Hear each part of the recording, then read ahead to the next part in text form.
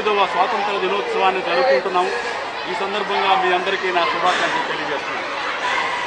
అయితే మన రాష్ట్రం గురించి మనం మాట్లాడుకుంటే మనకి కొత్తగా రాష్ట్రం వచ్చిన తర్వాత ఇదే ప్రప్రథమ స్వాతంత్ర దినోత్సవం. కాబట్టి ఈ సందర్భంగా మనమంతా కూడా గర్వపడి ఈ స్వాతంత్ర దినోత్సవాన్ని మనం జరుపుకోవాల్సిన అవసరం ఉంది. అయితే మనం గత 67 సంవత్సరాలుగా మనం పరిశీలించినట్టయితే ఇప్పటికే 11 పంచవర్ష ప్రణాళికలు పూర్తయిపోయినాయి. 12వ పంచవర్ష ప్రణాళికలకు మనం వచ్చాం. దేశంలో అదేవిధంగా రాష్ట్ర ప్రభుత్వాలు కానీ ఎన్నో అభివృద్ధి కార్యక్రమాలని అమలు పరుస్తూ వచ్చారు. మనం గతాన్ని పరిశీలించినట్టయితే ఎంతో అభివృద్ధిని చూసాం. అయితే ఈ అభివృద్ధికి కారణాలు అనేక మంది మహానుభావులు, వాళ్ళందరినీ కూడా మనం గుర్తు చేసుకోవాల్సిన అవసరం ఉంది. అయితే దేశం అభివృద్ధి చెందాలి అంటే హింసకి తావు ఇవ్వకూడదు. తర్వాత మనలో ఈర్ష్య,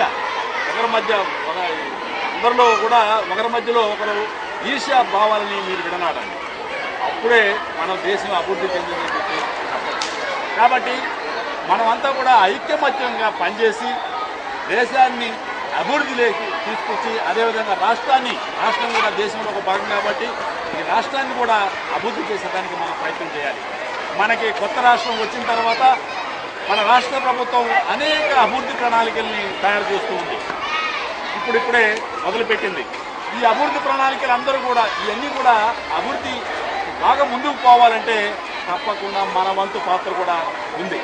మనం కూడా చాలా యాక్టివ్గా పార్టిసిపేట్ చేసే ప్రోగ్రామ్స్లో తప్పకుండా ఈ రాష్ట్రం తెలంగాణ రాష్ట్రం బంగారు రాష్ట్రంగా, అంటే బంగారు ఎక్కడ దొరుకుతుంది అంటే మన రాష్ట్రానికే ఇతర రాష్ట్రాల ప్రజలందరూ కూడా వచ్చి కొనుక్కోవాల్సిన పరిస్థితి ఏర్పడే విధంగా మనం అభివృద్ధికి కృషి చేయాలని మీ అందరూ కూడా నేను వినిపిస్తున్నాను. అదేవిధంగా మనకి రాబోయే 19వ తేదీన సర్వే జరుగుతుంది. ఈ సర్వే ముఖ్య ఉద్దేశం ఏంటంటే మన రాష్ట్ర అభివృద్ధి ప్రణాళికను తయారు చేసుకుంటుంది. సో ఈ అభివృద్ధి ప్రణాళికలు తయారు చేసుకుంటేనే మనం ప్రభుత్వం ఎన్నో కార్యక్రమాలని అమలు చేయొచ్చు. ఆ కార్యక్రమాల ద్వారా మన రాష్ట్రాన్ని బాగా అభివృద్ధి చేసేదానికి అవకాశం ఉంది. అయితే ఇప్పటి వరకు మేమంతా లెక్చరర్స్ అంతా కూడా ఈ కార్యక్రమంలో పార్టిసిపేట్ చేస్తున్నాం. 19వ తేదీ ఎన్యూమరేషన్ కార్యక్రమానికి మేము అటెండ్ చేస్తున్నాం. అదే సందర్భంగా మీరు కూడా పార్టిసిపేట్ చేయాలనే ఉద్దేశంతో మిమ్మల్ని కూడా రేపు ఉదయం 9:30కి GHMC వారి ఆధ్వర్యంలో మీరు పట్టణ ప్రాంతంలో సర్వేకి మీరు కూడా హాజరు కావాల్సిందిగా మిమ్మల్ని రిక్వెస్ట్ చేస్తున్నాను. మీరు రేపు 9:30కి కాలేజీకి వస్తే మీకు వెంటనే ఒక ట్రైనింగ్ ప్రోగ్రాం కూడా జరుగుతుంది.